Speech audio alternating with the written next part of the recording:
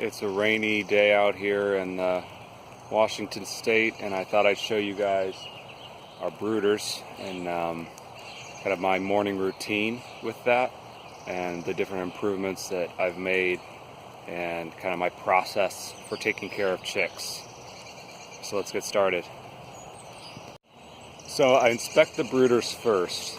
I open up every single door and I'm looking for problems with the bedding, dead birds, possible predator problems like rats, that kind of thing. I'm looking at feed, whether there's leaking waters. And the reason I'm doing that first is because I don't want to walk through the door and be trying to feed them or water them and have that on my mind and not be looking for those other problems. So that way I can address all the problems first. I go through and open all the doors, and that also lets me know, okay, I've done everything, and then as I finish every brooder, I close the door, and that's a signal then to let me know, okay, I did everything for that brooder, I checked everything, I fed them all, cleaned out any dead birds that were in there, so I know that everything's clean. What I'm looking for is, there's an acronym FLAWS, F-L-A-W-S-S, and so that's feed, light, air, water, space, and sanitation. So with feed, looking at feed quality, how much is left, feeder space. With lighting, you're looking at, is it too dark? Is it, maybe also too light? Because you do want them to be able to sleep at night and that kind of thing. And then air, you're looking at air quality problems. So we recently installed these vents right here with a timer, so that way we make sure that we're getting fresh air throughout the day, but we're not chilling the birds at night with a draft. We're looking at water quality, so you want to make sure that you still have water on the nipple waters that we're using. You want to look at whether you got cloudy or algae water in our water bins. I'll talk more about that. Space, you're looking at how much room do they have. Really, that's something that you should plan ahead for and make sure that they're not too crowded. I tend to run mine a little too crowded, and so I'm trying to build more brooder space here, and that will negatively impact your weight.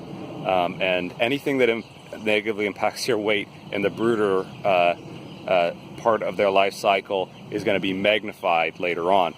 If you can just get a small, like half a gram more in that brooder stage, especially in that first week or two, that pays huge dividends. It's half a pound more or a pound more at slaughter weight. So the brooder part of raising chickens is the part that I think kind of gets overlooked, unfortunately, with pastured poultry.